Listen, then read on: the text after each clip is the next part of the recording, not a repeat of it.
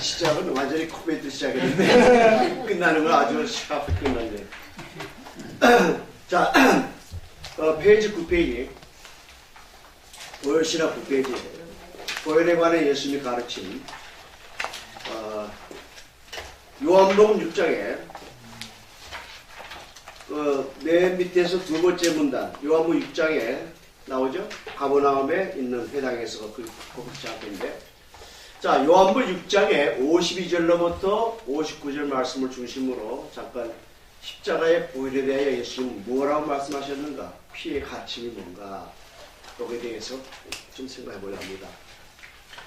요한복음 6장 51절부터 59절 말씀을 읽어보면, 그러므로 유대인들이 서로 다투어 이르되 이 사람이 어찌 능히 자기 살을 우리에게 구워 먹게 하겠느냐.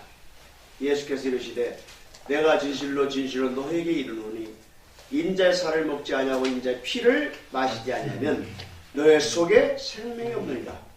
내 살을 먹고 내 피를 마시는 자는 영생을 가졌고 마지막 날에 내가 그를 다시 살리리니 내 살은 참된 양식이요 내 피는 참된 음료로다. 내 살을 먹고 내 피를 마신 자는 내 안에 거하고 나도 그 안에 거하나니 살아계신 아버지께서 나를 보내시며 내가 아버지로 말미암아 사는 것 같이 나를 먹는 그 사람도 나로 말미암아 살리라. 이것은 하늘에서 내려온 떡이니 조상들이 먹고도 죽은 것 같지 아니하며 이 떡을 먹는 자는 영원히 살리라. 이 말씀을 예수께서 가버나움 회당에서 가르칠 때 하십니다. 이 말씀이 바로 예수님의 보혈에 대한 가르침입니다. 진짜 보혈에 대해서. 여기 보니까 신앙의 본질이 뭔가, 신앙의 본질을 예수님께서는 보혈로서 이야기합니다. 보혈에 관한 가르침을 통하여 신앙의 본질을 이야기합니다. 네. 다시 예수님이 때 오심으로 옛 일들은 다 지나갔다는 거예요. 네. 모든 것이 이제 새롭게 되었다. 이 말은 예수님의 피가 모든 것을 변화시켰다는 것입니다. 예수님께서 예수님 피를 마신다, 보혈을 먹는다면 연합됐단 말이에요. 연합한단 말이에요. 그리스도와 함께 한 몸이 됐다. 연합의 비밀이 있습니다. 그래서 예수님은 요한복음 15장에 1절부터 7절에서는 포도나무의 가지를 비유하십니다. 포도나무 가지 관계를 설명하시면서 이야기하세요. 왜냐하면 열매를 맺으려면 가지가 줄기 붙어 있어야 된다는 거예요. 오늘 우리들이 생명의 열매를 맺고, 자, 가르침에 좀 이거 조금 피곤하고, 자, 십자가 보혈. 자, 그래서 갈라디아서 2장 19절 20절 말씀 보니까, 거기서 그래요. 내가 그리스도와 함께 십자가에 못 박혔나니, 그런저 이제는 내가 산 것이 아니요 오직 내 안에 그리스도께서 사신 것이다. 바울의 고백입니다. 바울은 나를 위하여 우리 주님이 몸을 대신 버리셨다는 거예요. 그래서 나는 그 버리시는 그 하나님의 아들을 내가 믿는 그 믿음으로 내가 그 말씀을 순종하면 내가 의의 병기로 사용되어질 수가 있다. 불의 병기로 사용하는 것이 아니라, 그래서 우리가 그리스도와 새로운 관계를 맺을 수 있는 유일한 방법은 바로 십자가의 피로서 맺는 것입니다. 네. 새로운 피조물 된 사람은 이제 생활 방식이 달라져야 되겠죠. 피로 새로운 생명을 얻은 자는 새로운 피조물이 됐기 때문에 이전부터 살아서 안 된다는 거예요. 구약의 제사의 모든 것들은 다 오실 예수 그리스도의 피에 대한 상징 의미가 있습니다. 구약에도 피 없이 안 된다는 것이에요. 우리 주 예수님께서도 어떻게 말씀하셨습니까? 죄악에 빠져 헤매는 세상을 은혜와 진리 세계로 변화시키는 오늘 성도들, 예수님을 본받아야 되는데 예수님 뭘 본받는 거예요? 예수님의 마음을, 사랑을, 예수님의 행위, 공의를, 예수님의 성품이 거룩을 닮아가야 되는데 예수님 마음이나 예수님의 행위나 예수의 성품은 피에서 나옵니다. 피의 능력으로 되어지는 거예요. 그렇기 때문에 왜 는 거냐? 예수님 마음인 사랑을 본받기 위해서는 어떻게 예수님의 사도 바울이 로마서 5장 8절에서 얘기하죠. 우리가 죄인 됐을 때 예수님께서 우리와의 십자가에서 피 흘려 죽으심으로 말미암아 하나님의 사랑을 확인했다, 확신했다.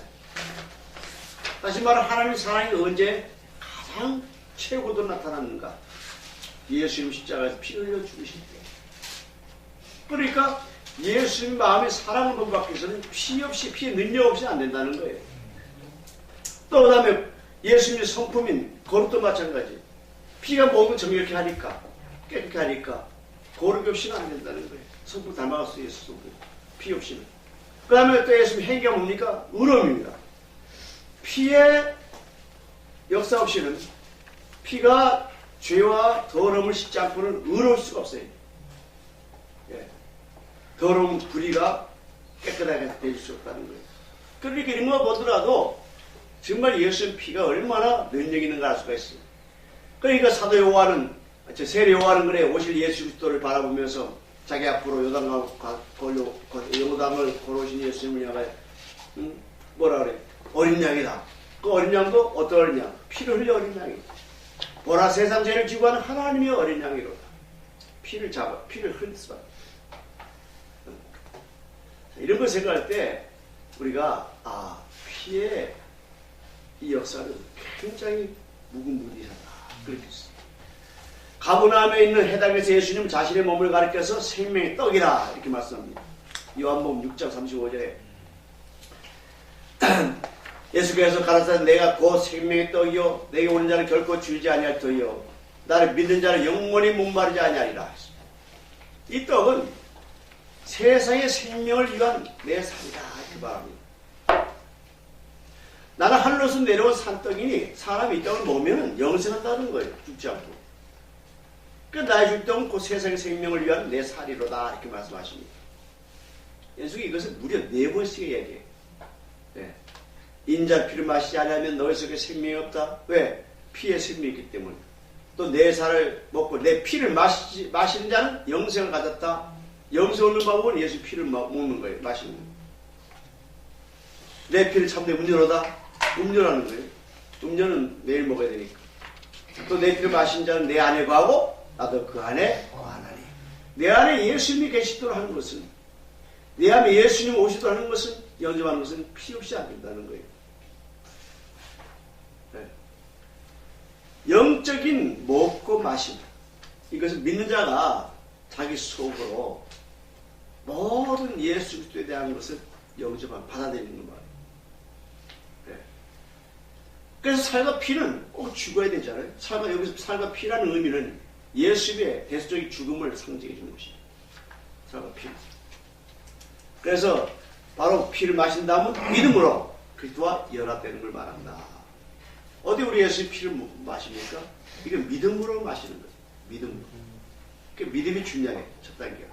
첫 단추가. 뭘 믿느냐? 예수 이름? 물론 예수 이름 안에는 보혈이 있고 또 예수 이름 안에는 능이 있고 그 다음에 또 부활이 있고 생명이 있지만 바로 뭘 믿느냐? 예수님께서 나를 위하여 내 죄와 내 더러움을 씻기 위해서 십자가를 피 흘려 죽으셨다. 그걸 믿는 것이 신앙이에요. 무조건 이름을 믿는 거 아니에요. 그래서 55절 봐요. 내 살은 참된 양식이요 내 피를 참된 음료로다. 여기 참된 양식과 음료는 바로 예수 살과 피를 말합니다. 예수 살과 피는 우리들에게 생명 부여해 주기 때문에 썩지 않는 그런 음식이라는 거예요. 영혼이 썩지 않은 음식. 그러니까 주님은 양식과 음료로서 친히 살과 피를 주셨다는 거예요. 그게 피에 가치가 있다는 거죠. 또 56절 보면은 내 살을 먹고 내 피를 마신 자는 내 안에 거하고 나도 그 안에 거한다. 내 안에 거하고 나도 그 안에 거한다. 이것은 연합을 말한다. 그리스도의 연합을 말해 연합. 오늘 그리스도와 성도 관계는 일시적인 관계가 아닙니다. 항구적인, 영속적인, 영원한 거예요. 네. 이 관계가 생명관계라는 거예요. 인격적이고 윤리적인 관계, 그 이상을 초월하는 거죠. 주님은 하나님의 아들로 이 땅에 오셨습니다. 잃어버린 생명을 회복해 주기에 오셨습니다. 그 우리를 보혈로 흘려 깨끗게 해주심을 말미암아 예수 그리스도의 보혈의 능력을 우리에게 보여주신 것입니다. 부활도 마찬가지. 십자가에서 보혈을 흘려주신 그 부활의 그 보혈을 주신 능력으로 말미암아 살 수 있다는 거죠. 그를 바라보는 자만. 우리가 구약 시대에 높임 바라봤습니다. 모세 광야에서 광야 시대에 뱀 물렸을 때 높뱀을 바라본 자는 다 살았어. 그것이 뭐냐? 우리의 주님 십자가 보혈을 먹거나 주님 십자가를 우리에게 접속시킨다는 것은 믿음으로 보는 걸 말해요. 믿음 받아들이는 걸 말해요. 그러니까 예수님께서도 마태복음 26장에 28절에 이것은 제3을 얻게 하려고 많은 사람을 위하여 흘린 바 내 피니라. 나의 피고 언약의 피니라. 이렇게 말씀합니다. 인자의 피. 인자는 되게 예수님이 자신을 가르쳐서 인자라 이렇게 말씀하죠. 그래서 우리가 생각할 때 피가 조금 거부하는 일이 나는지 피는 좀 징글맞게 생각하는 사람도 있죠. 굉장히 소름 끼치고 꼭 죽여야만 피를 볼 수 있으니까. 그래 동물의 세계는 안 그런 것 같아요. 동물의 세계는 더 신사적이에요. 피를 안 봐도 굴복시키고 굴복당합니다. 한국 사람, 우리 인간들은 아주 죄로 오염됐기 때문에 꼭 피를 봐야 질서가 풀립니다. 싸워도 피를 봐야 멈춰요. 피 터지게 싸운다 그러죠. 굉장히 잔인해요. 동물의 세계도요. 거기 왕주가 하나 나타나면 서로 싸우다가도 자기 집 같은 꼴을 내립니다. 도망가요. 그럼 끝나요 그걸로. 절대 쫓아가서 안 죽입니다. 왜? 피를 안 본다는 거. 그 죄를 안 보죠. 우리 인간만은 꼭 피를 봐요. 신기한 거. 그 정도로 인간이 거의 죄에 오염되어 있는 거예요. 타락이. 짐승보다 오히려 죄를 많이 안고 있다. 자, 그 다음에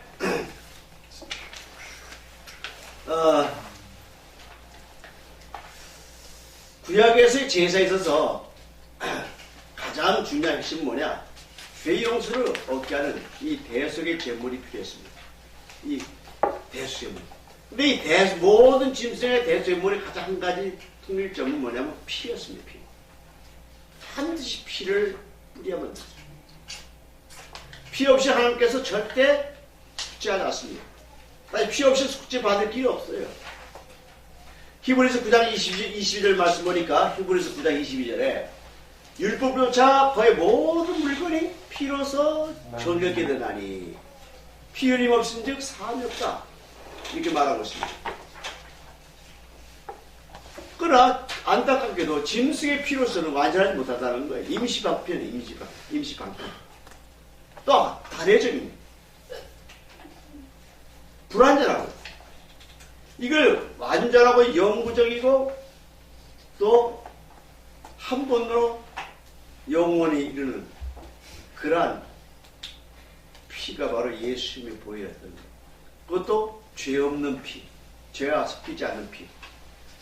예수 피가 그래서 능력이 있는 거죠. 왜 피에 능력이 있냐? 우리 피는 능력이 없고 죄가 섞인 피기 때문에 능력이 없는 거예요.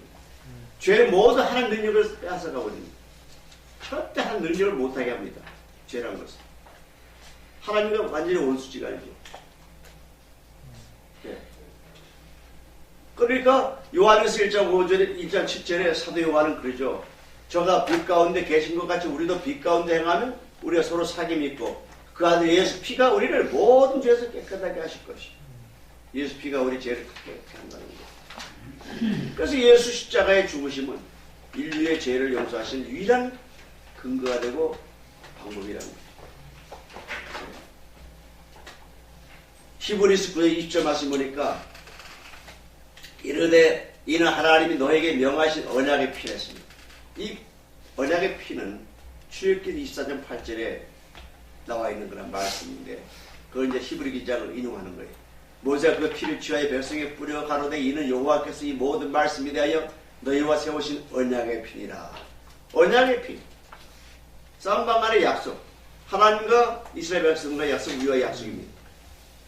분명히 약속을 효율적으로 바로 이루어지기 위해서는 꼭 피라는 것이 필요해요. 네. 피가 있어야만 약속의 효능이 나타나는 거예요. 약속한다 해서 피 없이는 안 된다는 거죠. 네. 특별히 이제 이 언약의 피에 대해서 이제 에레미야 선자는 에레미야 31장 30절 34절에서 뭐라 말해요? 나요 여기서 말해. 나 여호와가 말하노라 보라 날이 이르렀으니 내가 이스라엘 집과 유다 집에 새 언약을 새 언약을 이야기합니다. 새 언약을 이야기합니다. 이 언약은 내가 그들의 열조의 손을 잡고 애굽 땅에서 인도하여 내던 날에 세운 것과 같지 않다. 이 이야기합니다. 내가 그들의 남편이 되었어도 그들이 내 언약을 파했습니다. 왜냐하면 한 번 지키지 못한 언약이 되고 말았어요. 그 여호와가 말합니다. 그날 후에 내가 이스라엘 집에 세울 언약은 이러하니라 하면서 말합니다. 어때요? 나의 법을 그들의 속에 두며 여기서 보면 뭘 말할까요? 겉사람 속사람일까요? 속사람 말하죠. 속에 두면 그 마음에 그 마음 속을 말하는 거예요. 마음에 기록하여 나는 그들의 하나님 되고 그들은 내 백성이 될 것이다. 우리가 언제 하나님 자녀가 되고 하나님 우리를 언제 인정합니까? 자녀로? 내 속사람이 살아있을 때. 속사람 관계입니다. 네. 그러니까 이웃과 형제를 가리켜 이르기를 너는 여호와를 알라 하지 아니하리니 이는 작은 자로부터 큰 자까지 다 알아 나를 알미니라. 내가 그들의 죄악을 사하고 다시 그 죄를 기억지 아니하리라. 여호와의 말이었습니다. 스가랴 선지자 스가랴 9장 11절에서 내 언약의 피를 인하여 내가 너의 갇힌 자들을 물 없는 구덩이에서 놓았다. 물 없는 구덩이라 말하고 있습니다. 이것은 뭐냐면 이스라엘 백성들 가운데 어느 정도는 바벨을 포로로 썼습니다. 예. 그렇죠? 포로를 했어요.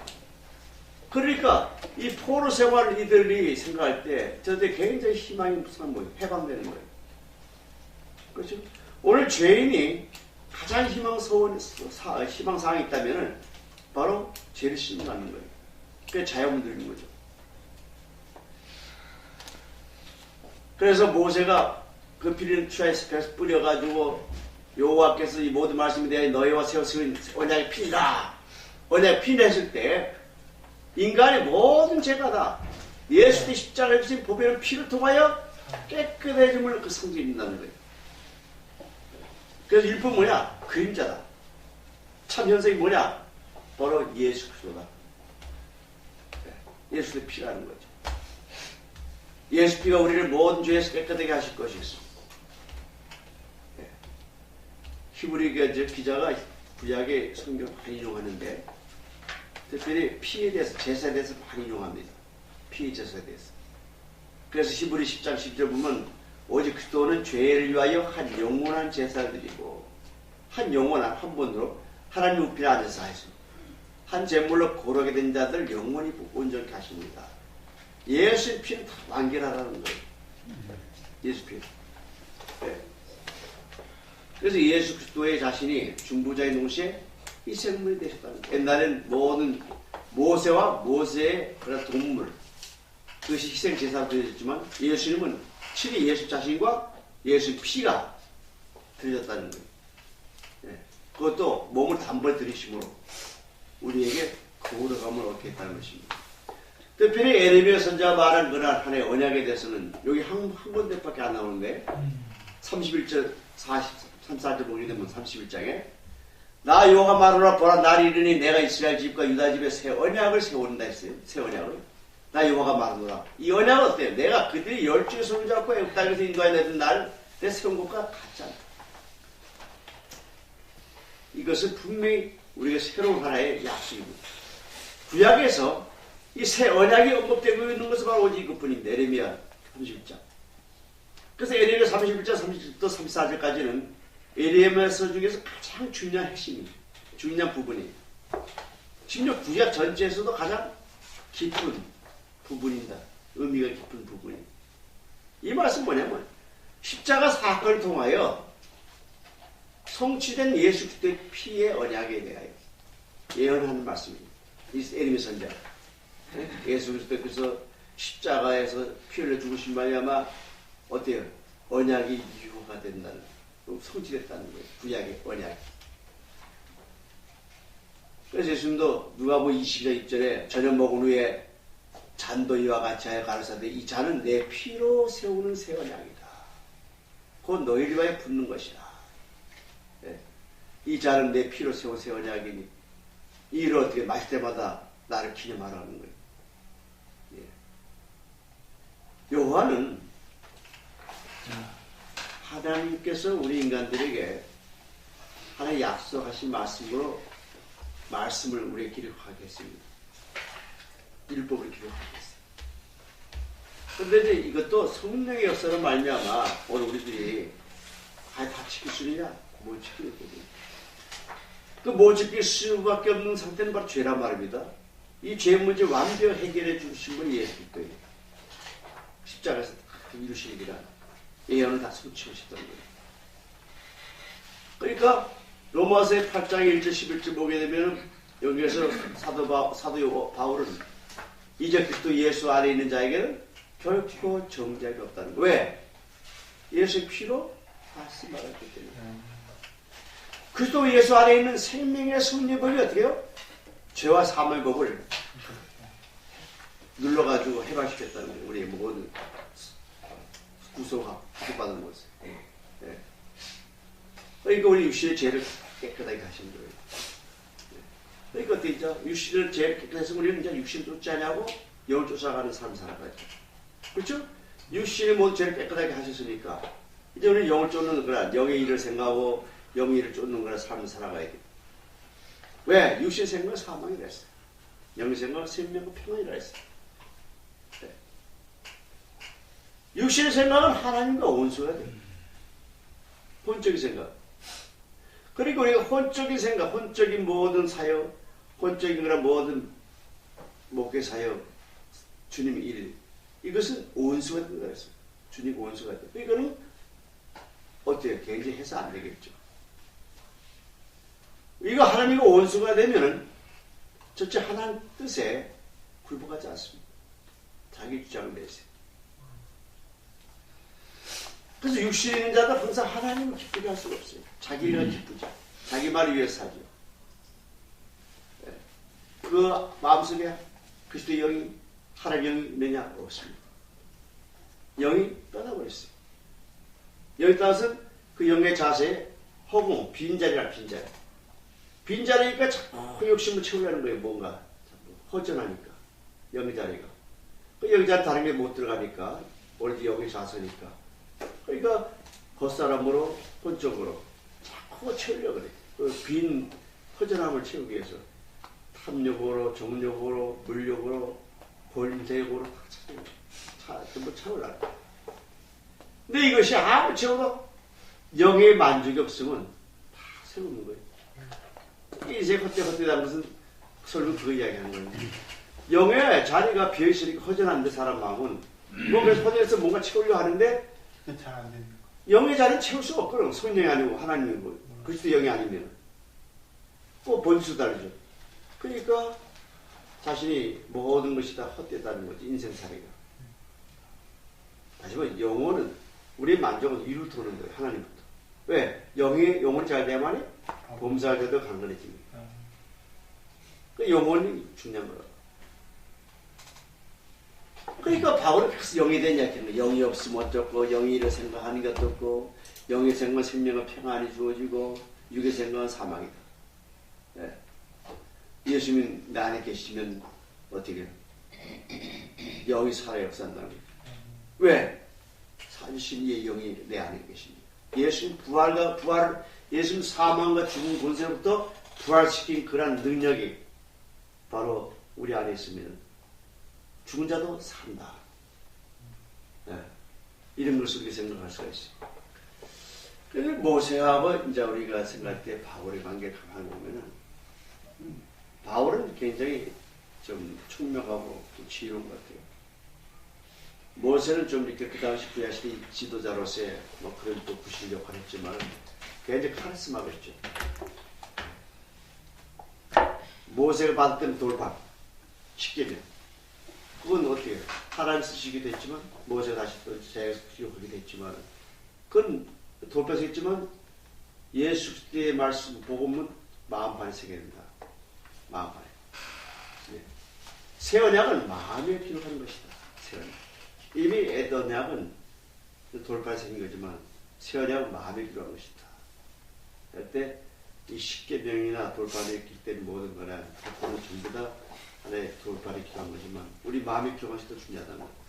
성경 읽을 때도 마음을 읽는 게 중요하다. 또 사람을 볼 때도 마음 보는 게 중요하다. 겉을 본 거다. 그래서 이 언약의 피를 인하여 내가 너의 갇힌 자들을 물 없는 구덩이에 놓았다. 이 스가랴 9장 10절 말씀은 굉장히 의미가 있습니다. 하나님께서 바빌론에 있는 남아있는 유대인들이죠. 그들은 포로 생활하는 거예요. 이들을 해방시킬 것을 예언하십니다. 사실 물 없는 구덩이는요, 유대인에게 대하여 정말 소망이 없습니다. 이거 바빌론의 삶을 이야기합니다. 유대인들이 바빌 잡혀가지고 포로 생활을 해야 합니다. 구덩이에 들어갔는데 물이 없어 봐요. 생명 유지 못해요. 그러니까 물 없는 구덩이, 절대 소망 갈 수가 없죠. 그런 어려운 건. 다시 아직도 바벨론 안에 돌아와야 될 유대인들이 있다는 거예요. 그들에게 힘과 용기를 불어넣어주기 위해서 이 말씀을 아마 예언한 걸로 알고 있어요. 하지만 해방과 구원이 얼마나 귀한 것일까. 이는 피로 세우신 언약 하에서 이루어진다는 거예요. 그래서 어떻게 하는 거예요? 우리가 마가복음 14장에 24절 말씀 보니까 가르쳐 이것은 많은 사람을 위하여 흘리는 바 나의 피고 언약의 피니라. 예수님 말씀합니다. 구원을 위하여 흘리는 그리스도의 보혈. 주님 자신의 피, 십자가의 희생을 담보로 삼아가지고 새로 언약을 맺으셨다는 거예요. 피로서. 옛날에 이스라엘 백성들이 출애굽할 때죠. 시내산에서 짐승의 피를 맺게 됩니다. 그것이 옛 언약이었어요. 짐승 피. 이제 그것이 끝났다는 거예요. 마감됐다는 거예요. 이제는 예수님이 이 땅에 오셔서 십자가 피를 죽으신 마야마 그것이 끝나고 이제는 새로운 언약의 새로운 약속의 피로 바뀌었다는 것입니다. 그래서 예수님의 피를 힘입어 우리가 새로운 약속 아래 언약 아래 살아간다는 것은 하나님 백성으로서 하나님 앞에서 우리가 살아가야 될 자세입니다. 그래서 십자가 사건을 통해 성취된 예수 그리스도의 이 피의 언약, 이것을 우리가 생각할 때 이스라엘 백성들의 회복을 시키고자 하는 뜻이 바로 여기 있다는 거예요. 피에 있다는 거예요. 네. 그래서 이 새 언약은 우리의 구속을 이루어주신다. 새 언약은 우리의 구속을 이루어주신다. 그걸 알 수가 있고. 그 다음에 이제 새 언약은 우리의 양심을 깨끗게 한다는 거예요. 그렇죠? 새 언약은 우리의 섬김을 거룩게, 예배를 드리든 뭐가 든 간에 봉사든 섬김이 거룩게 한다는 거예요. 거룩함을 한다는 거예요. 다른 동기가, 불순한 동기가 있는 게 아니라. 그래서 이런 사실 새 언약을 통한 이 희생 제사적인 측면에서 볼 때 예수 대수적인 죽음이 굉장히 강조되는 거죠. 네. 그래서 히브리 12장 24절 말씀 보니까 새 언약의 중보이신 예수님과 또 아벨의 피보다 더 낫게 말을 뿌리 피라 이렇게 말합니다. 이 새 언약의 중보자이신 예수님 그리스도의 피와 죄 없이 죽은 아벨의 피를 여기서 대조하고 있는 거예요. 그래서 피가 더 우월하다는 거예요. 우월하다는 거예요. 또 새 언약의 희고능성이 있다는 거예요. 그러니까 예수님이 피를 죽으신 말야마 옛 언약에 살 수 없는 양심, 우리 속사람, 내부, 내적인 그런 요소, 이런 것들을 어떻게 해요? 정결하게 할 수 있다는 거예요. 물론은 우리가 겉의 부분만 닦아낼 수 있지만, 깨끗하게 할 수 있지만, 피는 우리의 내부까지도 다 깨끗하게 한다는 거예요. 그래서 이제 우리가 예수님도 제자들과 이제 만찬할 때도 마찬가지입니다. 내 만찬인 줄 성찬식 기운이 됐는데, 성찬식은 세상 죄를 지시기 위하여 6월절 어린 양으로서 예수님이 살을 찢기시고 또 피를 흘리시고 이런 그 안에 대속의 은혜를 우리에게 기념하기 위하여 주어진 그런 하나의 예식 아닙니까? 6월절도 만찬이. 그래서 성도들은 또 우리 믿는 사람들은 선찬 예식을 통하여 뭘 느끼세요? 예수 그리스도의 대속적인 사랑을 깨닫는 거예요. 야, 사랑이 크구나. 그리스도 안에서 모든 성도가 다 하나다. 이런 지체의식을 또 깨닫게 되는 거예요. 지체의식. 그래서 하나다. 그래서 십자가의 보혈의 의미를 바로 깨닫지 못한 상태에서 우리가 성찬식을 참여한다면 이거야말로 죄를 범한 거다. 주님 뭔가 필요되게 범하는 죄에 빠지기 때문에 회개를 찾자고 성찬식 참여하라. 그걸 말하죠. 되게. 자만 죄를 먹고 마시는 경우가 되고 말기 때문에. 그래서 고린도전서 12장에 2, 3절, 24절 말씀 보니까 우리가 몸에 덜 귀히 여기는 그것들 더욱 귀한 것들로 입혀주며 우리 아름답지 못한 지체는 더 아름다운 것을 얻고 우리 아름다운 지체는 의구할 것이 없으니 오직 하나님이 몸을 고르게 하여 부족한 지체에게 종기를 더하사 하시오. 성찬의식은 초대교회 당시만 해도요 함께 떡을 이렇게 나누면서 주의 대속의 은혜에 감사하고 헌신을 다짐하는 거라 하나의 예식이었습니다. 오늘 성도들 간의 상호 간의 결속을 공부해야 할 때 이와 같이 이런 것들을 우리가 성찬의식을 하게 되는데 특별히 고린도전서 10장의 16절 보게 되면 우리가 축복하는 바에 축복의 잔언이 있습니다. 축복이라면 그리스도의 피에 참여함이라. 그리스도의 피에 참여한단 말은 무슨 말인가? 그리스도의 피에 참여한 것이 귀한 축복이냐? 네, 그렇게 우리가 반문할 수 있습니다만 이것은 분명 그래요. 우리가 혹시 죄 문제 때문에 축복이 끊기고 문제가 생기고 모든 갈등이 생기는 거예요. 죄 문제 때문에. 이 죄 문제가 해결되면은 사실 다른 문제가 안 될 거야. 그래서 이 죄를 어떻게 빨리 해결할 수 있을까? 죄를 씻는 방법. 그 방법은 오직 예수 피밖에 없다. 그걸 알 수가 있어. 그래서 성만찬 같은 예식에 참여한 것도 그렇죠. 화해의 표식이죠. 화해. 이제 서로 덕을 졌는데 화해의 표시로서 서로 이제 식사를 나누고 이제 그렇게 피를 나눈다 이렇게 생각했죠. 만약에 깡패세계에서 의형제 맺을 때 서로 피가름 하잖아요. 그거 똑같은 거예요. 오직 그런 거. 한 몸 인정한다는 거예요. 그들이 피로 통해서. 오늘 우리 그리스도의 피에 동참을 말미암아 주님과 교제를 나눈다는 것입니다. 그런 의미가 있어요. 또 다른 사람들과 다른 형제와 교제를 나눌 수 있는 거고. 그래서 성만찬에 자꾸 장과 떡을 잘 우리가 받아 먹어야지 그걸 좀 받지 못하면은 어떻게 영적 교제가 이루어지기 어렵습니다. 그래서 고린도전서 10장 16절에 우리가 축복하는 바 축복의 자는 그리스도의 피에 참여합니다. 그리스도 피에 참여합니다. 우리가 떼는 떡은 그리스도의 몸에 참여합니다. 몸과 피에 대해서 얘기하는 거예요. 사도 바울이 같이 성만찬의 원래 순서와 달리 먼저 뭘 떡보다는 잔을 먼저 얘기합니다. 원래 이제 떡 다음에 잔을 마시게 됐죠. 근데 사도 바울은 먼저 잔을 얘기하는 거예요. 잔을 먹은 다음에 떡을 얘기합니다. 왜? 보혈을 강조하기 위해서. 예수자 보혈을 강조하기 위해서.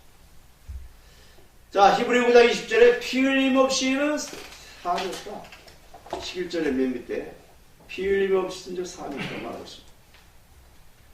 사람은요, 아담과 하와가 하나님 불순종으로 말미암아 살아갈 때 정말 어떻게 그 결과는 죽을 수밖에 없었습니다. 왜? 죽음은 사망이 됐습니다. 죽을 죄인이 생명을 얻기 위해서는 생명이 있는 피 흘림이 필요했다는 거예요. 육체 생명은 피에 있습니다. 내가 이 피를 너에게 주어 단에 뿌려 너의 생명을 위하여 하게 하려니 생명이 피에 있으므로 피가 죄를 속하는 거예요. 또 레기 17장에 14절 모든 생물은 그 피가 생명과 일치한다 그랬어요. 그래서 이스라엘 백성 자손들에게 이르기를 너희는 어느 육체의 피든지 먹지 말라 이렇게 강하게 경고 메시지를 냈습니다. 네. 그래서 모든 육체의 생명은 그 피인즉 무릇 피를 먹는 자는 꿀잼이다. 좀 더 강하게 엄하게 명령합니다. 피를 가볍게 하지 말라는 거예요. 그래서 첫 언약, 옛 언약에서는 희생제물의 피를 하나의 동물로서 생각했지만 새로운 언약에서의 하나의 약속은 하나의 예수 피로서 이루어진다는 거예요.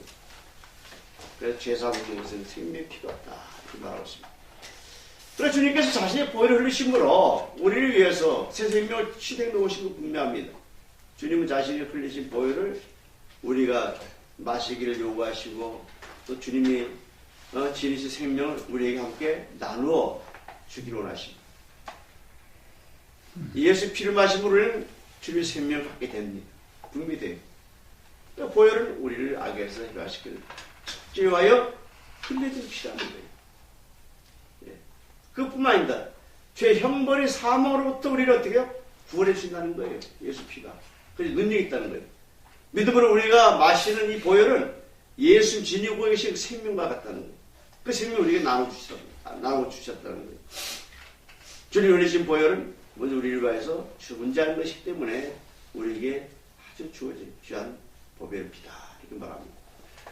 그 다음에 이제 보혈에 관한 사도들의 가르침. 10페이지. 자, 성령 감독 말하는 그 사도의 가르침 우리가 생각해 보게 되면 예수 그리스도께서 부활하셔가지고 이제 승진하시니 더 이상 주님의 육신이 사도들에게 보이지 않습니다. 나타나지 않아요. 이제 상징인 모든 것은 지나갔기 때문에 그렇습니다. 이제 어떻게 해요? 상징이 표현했던 모든 것이 다 영적인 깊은 진리들을 가리워 베일을 벗기 시작합니다. 네. 보혈은 가리고 있는 걸 베일을 벗기는 것 같아요. 베일 없죠. 네. 피는 아직도 자체가 지녔던 능력을 그대로 지니고 있다는 것입니다. 지금도 이 시대에 보혈의 능력을 존재하는 거예요. 히브리서는 성전 사업이 무용지물이 될 정도로 그 어려움이 있었습니다. 성전을 섬기는 모든 일을 하나님께서 다 파해버렸어요. 이제 그리스도께서 오셨다는 사실을 보여주기 위하여 어떻게 성경이 필요할 수밖에 없어요. 히브리서는 어디서나 하나님의 목적을 다스리기 위한 영적인 면을 많이 다루고 있습니다. 그렇죠? 영적인 면. 네. 그래서 구약을 이용 많이 하면서 예언을 또 성취로서 바꾸죠. 그러니까 예수님이 보혈이 뭐냐? 거기다 새로운 가치를 부여해 주는 것입니다. 그렇다면 이제 우리가 사도들의 가르침 중에 첫 번째로 히브리서 기자의 가르침이 뭔가 이 말이에요. 히브리서 기자의 가르침. 거기 히브리 9장 12절에 염소와 송아지 피를 아니하고 오 자기 피로 영원히 속죄를 이루사 단번에 성소에 들어가시리라. 이 말씀 나오죠? 그 말씀이 바로 뭐냐? 히브리서 기자의 가르침입니다. 예수 십자가의 보혈에 대한. 네. 구약시대에 아론의 계통의 대제사장들은 이 속죄일이 되게 되면 동물 피를 통해서 구속의 사역을 행했습니다. 아론이 성전에 들어오려면 수송아지로 제물을 삼아가지고 아주 수양으로 번제물을 삼아야 됩니다. 그래 효력이 있는 거예요. 네. 그러나 그것이 영원한 거 아니에요. 일시적이고 불완전했습니다. 매년 속죄를 드리죠. 네. 제사를 드려야 되니까. 그리스도께서는 새 언약의 대제사장으로서 새 언약의 대제사장으로서 십자가 피 흘리심 후에 죽음을 통하여 어때요? 언제나 구속을 완성하십니다. 구속을 완성하십니다. 하늘 성소에 가신다는 것은 뭐냐? 그리스도의 구속사역의 완전한 성취를 말해주겠다는 거예요. 네. 그래서 히브리서 9장 14절에 하물며 영원한 성령으로 말미암아 어떻게 해요? 흠없는 자기를 하나님께 드린 그리스도의 피가 어찌 너의 양심으로 죽은 행실에서 깨끗하게 하고 살아계신 하나님을 섬기게 못하겠냐? 이런 말씀입니다. 이 말씀은 새 언약의 대표신, 새 언약의 대표신 그리스도의 피를 통한 구속사역의 효과를 우리에게 말해주고 있는 것입니다. 예수의 피는 옛 언약의 제사보다 질적으로 우월하다. 옛 언약의 제사가 성취될 수 없는 것 또는 양심을 깨끗이 하는 것과 하나님을 섬기지 못하게 막는 죄덩어리, 이 죄성 이걸 제거하는 구속사역을 성취했다는 거예요. 예수 피를 통한 새 언약의 목적, 이게 바로 목적입니다. 새 언약을 통해서 양심 깨끗해진 그 성도들은 옛 언약 안에서 자기 불완전한 속죄로 인하여 어떻게 자기 마음대로 제대로 섬길 수 없었던 그런 그리스도를 마음대로 섬길 수 있게 돼요. 그리스도의 보혈이 이와 같은 가치가 있고 능력이 있다는 것은 바로 지금도 생명력이 있기 때문에 지금도 어떤 삶 속에도 존재하고 있다는 거예요. 주님 속에 주님 마음속에 하는 그런 성령의 내재, 성령의 임재, 네. 굉장히 중요한 거예요. 그래서 히브리 10장 19절 그러므로 형제들아 우리가 예수 피로 힘입어 성소에 들어갈 담력을 얻었다. 우리가 하나님 나가시는 거나 담력. 그것은 예수의 피의 능력으로 우리가 하시는 거예요. 그렇죠? 이 성소 안에 여러 사람들이 사는데 특히 대제사장만이 그 특별히 제한된 그 날짜에 올라와가지고 그 번제단에서 속죄를 막 하나님 앞에 나가시는 그런 하나의 주제에 따라서 그때 행사를 하는데 이 담력이란 말 중요한 거죠. 용기 다시 말하면 파르레시안이라는 뜻인데 하나의 용기가 되기도 하고 그 다음에 또 뭐랄까 담력 말고 또 뭐였죠? 담대함. 그러니까 하나님께 다 자유롭게 나아가시다는 권리를 갖게 된다는 거예요. 양심이 깨끗하면요. 양심이 기능을 회복하게 되면 성령 감동함이 빨리 옵니다. 성령 감동함이 있으면 어떻게 하고 은사도 받게 되죠.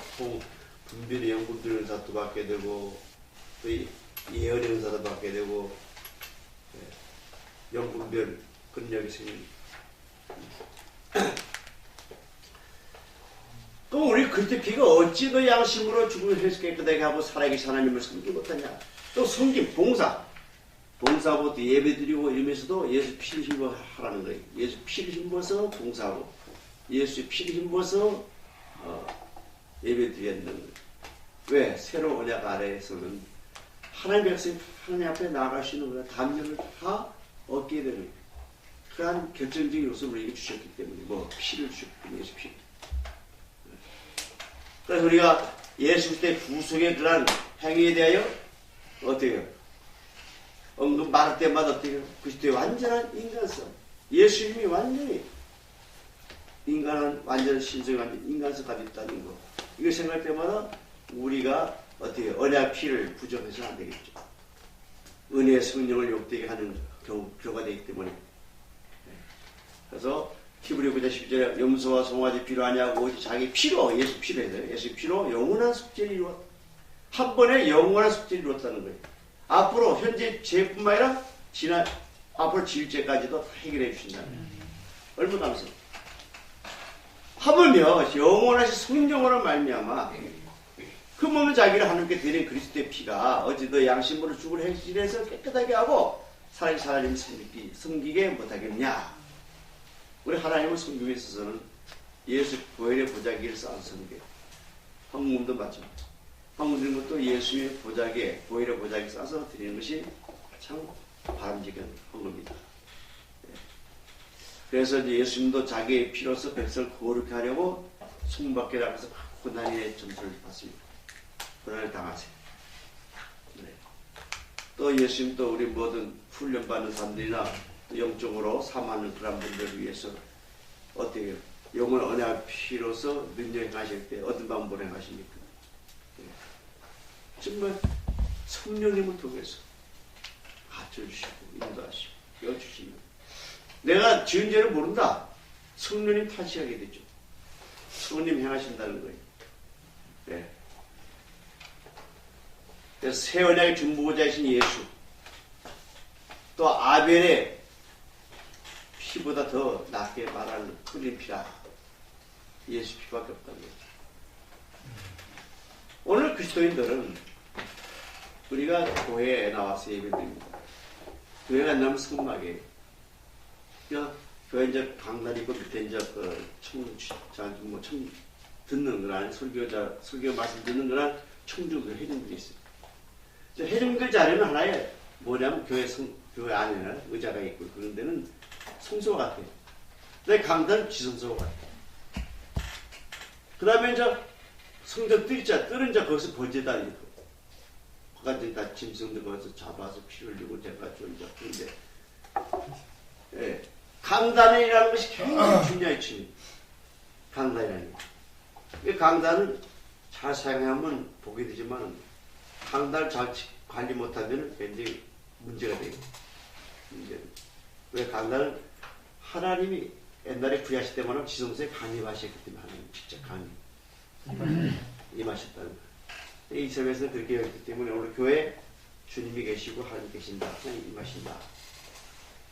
근데 교회 이제 피가 없다면 세상과 건물과 똑같죠. 그러니까 무슨 그 위에 강림하겠어. 성령이 임하시고 역사.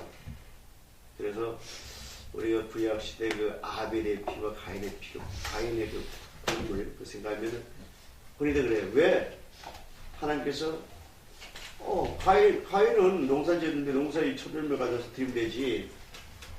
왜 가인의 제사를 안 받고 아벨 제사를 받느냐. 그거 너무 이상하지 않냐, 분분하지 않냐 이렇게 얘기하는데, 근데 그건 재물의 문제가 아니에요. 그렇죠. 본인이 어떤 자세를 가지고 드리냐. 네, 그게 문제야. 그러니까 우리가 중요한 것은 내가 헌금하는 것도 두 랩돈 통하여 하나님께 예수님 기뻐하시고 가장 많은 것 드렸다 칭찬하는 것은 뭐냐면 그 마음을 보시는 거죠. 헌금을 드리는 자의 마음의 자세. 내가 어떤 자세를 드리는가. 그걸 받아주시고 더불어 증표로서 그 헌물을 받아주시는 거죠. 이 헌금이라는 개념이 정말 그렇게 드려야 되는데 그냥 뭐 우리 주님이 뭐 없으니까 도와줘야 된다 그런 개념은 아니죠. 하나님 뭐가 부족했어요. 다 갖고 계신 분입니다. 우리 기도 같은데 특별한 경우죠. 기도하는 식구들이 이제 밥 먹고 살기 위해서 이제 좀 움직이기 위해서 먹어야 되니까 또 먹을 것을 준비한다. 그러니까 재정이 필요하죠. 근데 지금 한국 교회가 진짜 어려워요. 한국 교회도 어렵지만 기도는 더 어려워요. 옛날에 기도를 하게 되면 그래도 뭐 우리가 병든 자리 많았잖아요. 옛날에 병든 사람 많고 옛날에는 가난했기 때문에 일반 병원에 못 가요. 돈이 없으니까. 그러니까 기도 와서 보시려고 이제 그런 사람들이 많이 왔기 때문에 기도를 이제 이렇게 많이 차오르는데 지금은 기도원이 많이 안 와요. 다 어디 가도. 왜냐면 이제 돈이 있으니까 이제 병원 가는 거예요. 기도까지 올 필요 없다는 거예요. 예. 특별한 경우 아니거든요. 이게 점점 기도는 어렵다. 그래서 기도도 좀 뭔가 개혁이 이루어진다. 무슨 말은 변화가 있어야 된다. 그러면 저 생존을 할 수 있지. 잘 뭐 어쩌겠냐 이 생각이에요. 네. 자 그리고 쉬었다 할까요? 예.